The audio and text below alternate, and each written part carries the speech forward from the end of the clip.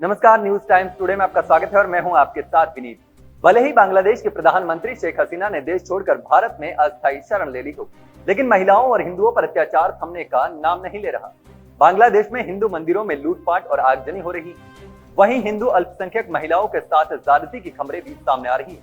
भारत में कुछ नेता इस मसले पर खुलकर बोल रहे हैं तो कुछ ने चुप्पी साध रखी। तो चलिए जानते हैं कि इस बांग्लादेश मामले पर सपा पार्टी के मुखिया अखिलेश यादव ने क्या कुछ कहा। बांग्लादेश में हिंदू भाई बहनों पर अत्याचार खत्म होने का नाम नहीं ले रहे। शेख हसीना के देश छोड़ने के बावजूद बांग्लादेश में खूब मारकाट मची हुई। बांग्लादेश के प्रधानमंत्री शेख हसीना ने तो पड़ोसी देश भारत में अस्थायी शरण ले ली, लेकिन बांग्लादेश में हिंसा खत्म होने का नाम नहीं ले रही।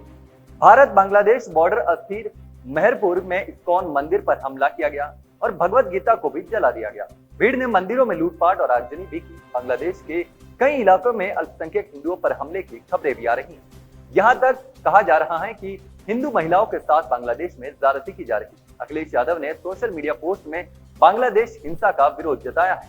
अखिलेश ने लिखा कि कोई भी समुदाय, चाहे वह बांग्लादेश का अलग नजरिए वाला अल्पसंख्यक या बहुसंख्यक क्यों नहीं हो, या हिंदू, सिख या कोई अन्य धर्म पंथ मान्यता मानने वाला अल्पसंख्यक, कोई भी हिंसा का शिकार नहीं होना चाहिए।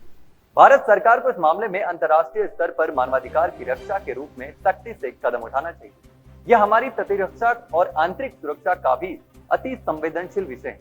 सपा मुखिया ने लिखा, विश्व इतिहास गवाह है कि विभिन्न देशों में सत्ता के खिलाफ उस समय की कसौटी पर सही गलत कारणों से हिंसक जन क्रांतियां, सैन्य तख्तापलट, सत्ता विरोधी आंदोलन विभिन्न कारणों से होते रहे हैं। ऐसे में उस देश का पुनरुत्थान हुआ है जिसके समाज ने अपने सत्ता शून्यता के उस उथल पुथल भरे समय में भी अपने देशवासियों की जान, माल और मान की रक्षा करने में जन्म, धर्म, विचारधारा, संख्या की बहुलता, अल्पता या किसी अन्य राजनीतिक विद्वेष या नकारात्मक संकीर्ण सोच के आधार पर मतभेद न करके सकारात्मक बड़ी सोच के साथ सबको एक समान समझा और संरक्षित किया है। अखिलेश ने लिखा कि देश और देशवासियों की रक्षा करना हर देश का कर्तव्य है।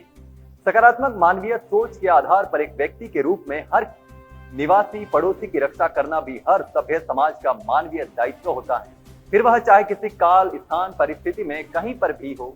विशेष रूप से रेखांकित करने की एक बात इतिहास ये भी सिखाता है कि किसी और देश के राजनीतिक हालातों का इस्तेमाल जो सत्ता अपने देश के अंदर अपनी सियासी मंसूबों को पूरा करने के लिए करती है, वो देश को आंतरिक और बाह्य दोनों स्तर पर कमजोर करती है। खैर, देखने वाली बात ये होगी कि क्या बांग्लादेश में हो रही हिंसा को थमने में कितना समय लगेगा या फिर हिंसा और ज्यादा भड़केगी। क्या भारत इस मामले में कोई ठोस कदम उठाएगा? ऐसी ही लेटेस्ट खबरें पाने के लिए आप बने रहिए न्यूज टाइम्स टुडे के साथ। चैनल सब्सक्राइब नहीं किया है तो अभी सब्सक्राइब कर ले। ऐसी ही तमाम खबरें हम आपके लिए लेकर आते रहेंगे। धन्यवाद। ऐसे ही वीडियोस देखने के लिए सब्सक्राइब करें न्यूज टाइम्स टुडे को और जुड़े रहिए हमारे साथ।